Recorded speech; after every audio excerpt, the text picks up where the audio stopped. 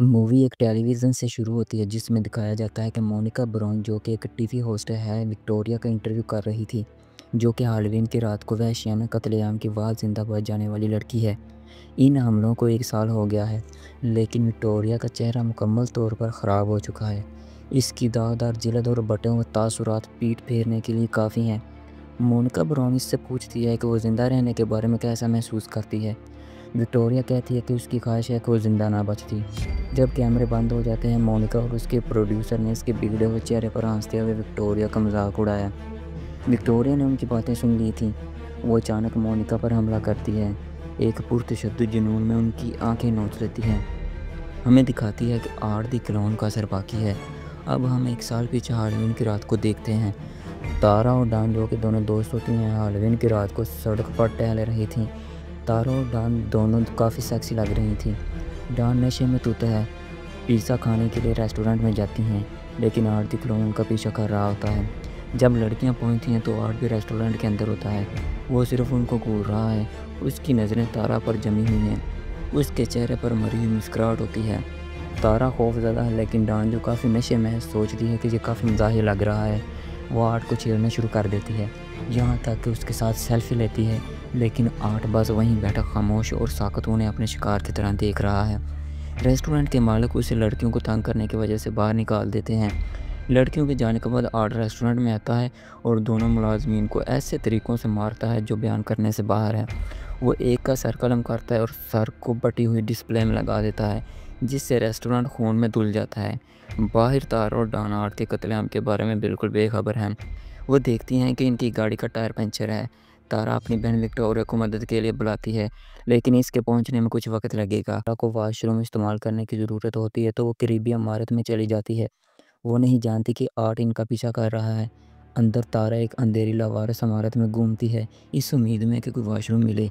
Don car में बैठी mobile में देखती है कि रेस्टोरेंट में किसी जोकर ने कत्लेआम किया है। उसे पता चल जाता है कि ये वही जोकर है जिसको उसने रेस्टोरेंट में देखा था। तभी गाड़ी का दरवाज़ा खुलता है और उसे लगता है कि तारा आ गई है और वो उसे रेस्टोरेंट के बारे में बताती है। लेकिन जब वो देखती कि वो तारा नहीं बल्कि वही जोकर था। तारा जब गाड़ी की तरफ वापस आने लगती है तो उससे एक बच्चे के रोने की आवाज़ आती है। वो उसे देखने के लिए जाती है तो उसे पता चलता है वो कोई बच्चा नहीं बल्कि एक गुड़िया होती है जिसे एक पागल औरत ने पकड़ा होता है। तारा उसे बातों में लगाकर वहाँ से निकल आती है। आगे आर्ट खड़ा होता है जिसके हाथों में खून लगा होता है।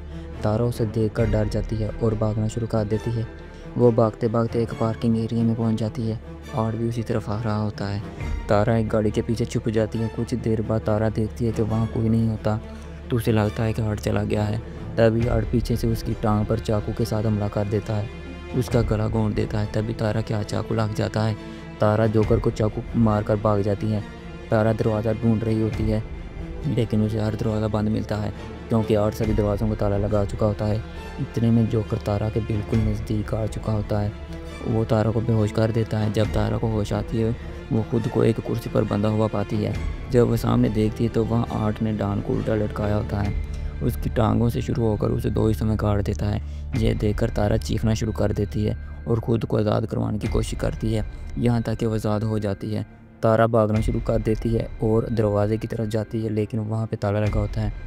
तभी आर्ट उसे मारना शुरू कर देता है और तारा से लड़ना शुरू कर देती है और उसे खूब मार रही होती है। वो आर्ट पर भारी पड़ रही थी। तभी आर्ट पिस्तौल निकाल कर उसे गोली मारता है और तारा ज़मीन पर गिर जाती है। आर्ट फिर गोली चलाता है तो उसे पता चलता है कि पिस्तौल में गोलियां ख़त्म हो चुकी हैं। वो गोलियां लेने के लिए जाता है। तभी वो तारा का मोबाइल देखता है, उसमें विक्टोरिया का मैसेज आया हुआ होता है कि वो आ गई है। आर्ट उसे तारा बनकर मैसेज करता है कि वो पीछे दरवाजे से अंदर आ जाए। फिर आर्ट आकर तारा के मुंह पे गोलियां मारकर उसे बुरी तरह मार देता है। तारा को मारते हुए पागल औरत देख लेती है और वहाँ से भागना शुरू कर देती है। विक्टोरिया जब अंदर आती है तो वो तारा को फ़ोन लगाती है तो उसे अंदर से फ़ोन के बजने की आवाज़ आती है। जब वो अंदर जाती है तो वहाँ हर तरफ फ़ोन लगा होता है और वहाँ तारा की दोस्त की लाश को लटका हुआ देखती है जिसे आर्ट ने बुरी तरह काट दिया था। विक्टोरिया को एक औरत के चिल्लाने की आवाज़ आती है।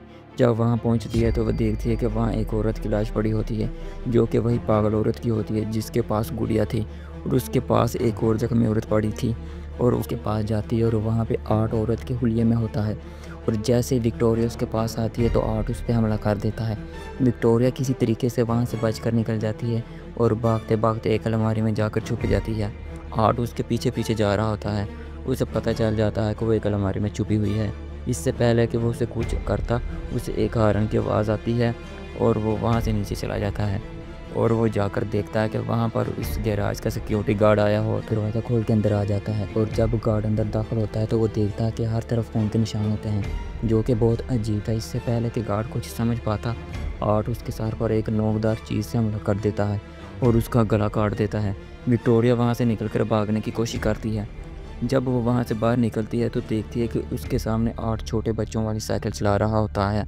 फिर एकदम से आर्ट वहाँ से गायब हो जाता है। अचानक से आर्ट एक शापर के साथ उसका गला घोंट कर उसे मारने की कोशिश करता है। पीछे से एक गार्ड आता है और वो आर्ट पर हमला कर देता है और विक्टोरिया को बचाकर अपने साथ ले जाता है। वो उसे एक सेफ कमरे में ले जाता है और जाकर पुलिस को फ़ोन लगाता है।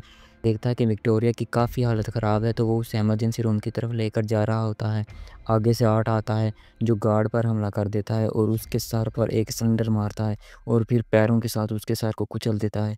विक्टोरिया वहाँ पर एक लोहे की रॉड को पकड़ती है और दरवाजे के ताले को तोड़ना शुरू कर देती है। ताला टूट तो जाता है मगर इसका फ़ायदा नहीं होता क्योंकि पीछे से आर्ट आ जाता है। आर्ट उसे मारने की कोशिश करता है। वो किसी चीज़ को पकड़कर उसकी आंखों में मारती है और वहाँ से भाग जाती है और दूसरे गैराज में पहुँच जाती है। इससे पहले कि वो पुलिस तक पहुँचती, आर्ट गाड़ी के साथ दरवाजे को तोड़ देता है और साथ ही विक्टोरिया को भी ज़ख्मी कर देता है। विक्टोरिया बेहोश हो जाती है। आर्ट विक्टोरिया के पास बैठकर उसका मुँह नोच कर खा रहा होता है कि ऊपर से पुलिस वाले आ जाते हैं। वो उसे सरेंडर करने का कहते हैं मगर वो पिस्तौल को अपने मुंह में रखकर गोली मार लेता है और मर जाता है। जब पुलिस वाले देखते हैं कि विक्टोरिया ज़िंदा है तो उसे हॉस्पिटल पहुंचा देते हैं और बाकी तमाम लाशों को भी हॉस्पिटल पहुंचा देते हैं। वहाँ पर जब एक डॉक्टर आर्ट की लाश को खोलता है तो वो ये देखकर हैरान हो जाता है कि उसका फेस हंस रहा होता है। वहाँ पर हम देखते हैं कि लाइट ख़राब होने लगती है और आर्ट उठकर डॉक्टर को गले से पकड़ लेता है और मारने की कोशिश करता है। 1 साल के बाद हम देखते हैं कि विक्टोरिया ठीक हो जाती है और वो एक इंटरव्यू के लिए रेडी हो रही होती है और यहाँ पर हमें पता चलता है कि विक्टोरिया वही लड़की थी जो कि मूवी के स्टार्ट में हमें इंटरव्यू में दिखाई जाती है। पर पार्ट 1 ख़त्म हो जाता है। पार्ट 2 और 3 को देखने के लिए चैनल को चेकआउट करें और हमारी वीडियो को लाइक और शेयर करें और चैनल को सब्सक्राइब करें।